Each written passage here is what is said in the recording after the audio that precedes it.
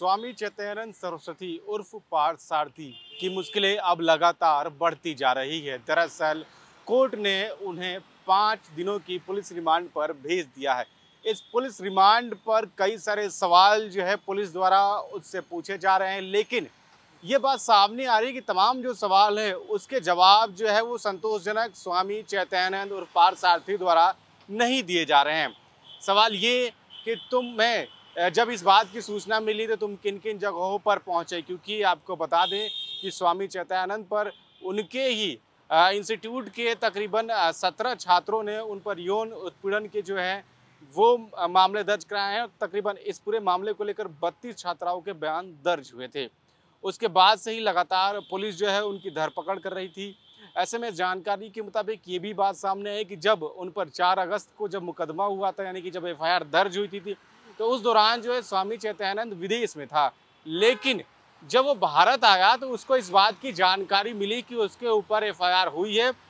जैसे ही उसको जानकारी मिली तो वो अलग अलग राज्यों में जो है वो जाकर छिपकर रहने लगा।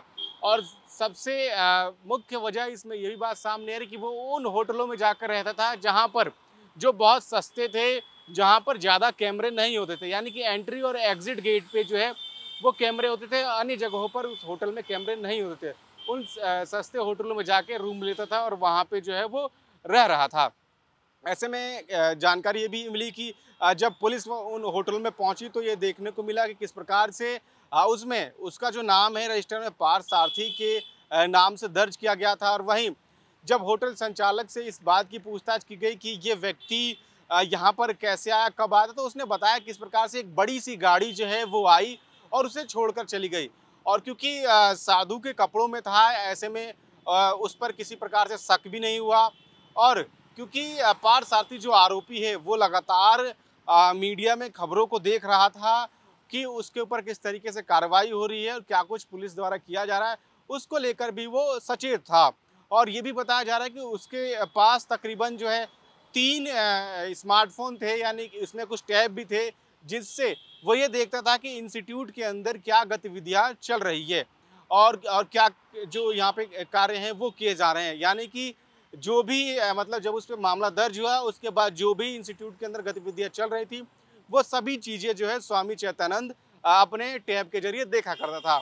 ये बात सामने है कि मथुरा वृंदावन में भी वो कई दिनों तक रुका और उसके बाद लगातार वो लोकेशन इसलिए बदलता रहा ताकि पुलिस उसे ट्रेस ना कर सके। जब उसे ज़रूरत होती थी तो कुछ समय के लिए जो है वो फ़ोन को ऑन करता था और उसके बाद तुरंत ही उसको बंद कर देता था। वहीं ये भी बात सामने है कि कुछ उसके पास जो दस्तावेज बरामद हुए हैं उसमें उसके जो पिताजी के नाम है वो भी अलग अलग दर्ज हुए हैं। पुलिस इन सभी चीज़ों को लेकर पूछताछ कर रही है क्योंकि उसके पास से फर्जी नंबर प्लेट की लग्जरी जो है, बहुत लग्जरी गाड़ियां जो है उसके पास से बरामद हुई थी। और ये बात जब भी सामने आई, जब होटल संचालक से जब वहाँ पे आगरा में पहुंचकर पुलिस ने पूछताछ की तो उसने भी ये बताया कि किस प्रकार से जो गाड़ी इन्हें छोड़ने आई थी वो बड़ी सी गाड़ी थी और लग्जरी गाड़ी थी। ऐसे में पुलिस जो है इस बात की भी तफ्तीश कर रही है कि आखिर जो गाड़ी आरोपी को छोड़ने आई थी वो गाड़ी कौन लेकर आया था और क्यों लेकर आया था, इस बात की तफ्तीश की जा रही है। वहीं पूछताछ लगातार इससे की जा रही है। पूछताछ में हालांकि अभी तक ये सहयोग नहीं कर रहा है। अब देखने वाली बात ये होगी क्योंकि लगातार आरोप जो है इस पर वो लगते जा रहे हैं और आरोप लगने के बाद जिस प्रकार से 5 दिन की पुलिस रिमांड कोर्ट द्वारा दी गई है, जब दोबारा कोर्ट में ये वापस जाता है आरोपी बाबा तो क्या कुछ खुलकर सामने आता है। आखिर कौन कौन सी बातें इसने पुलिस को बताई, जो सवाल है उसके जवाब दिए और कौन से सवालों के जवाब नहीं दिए।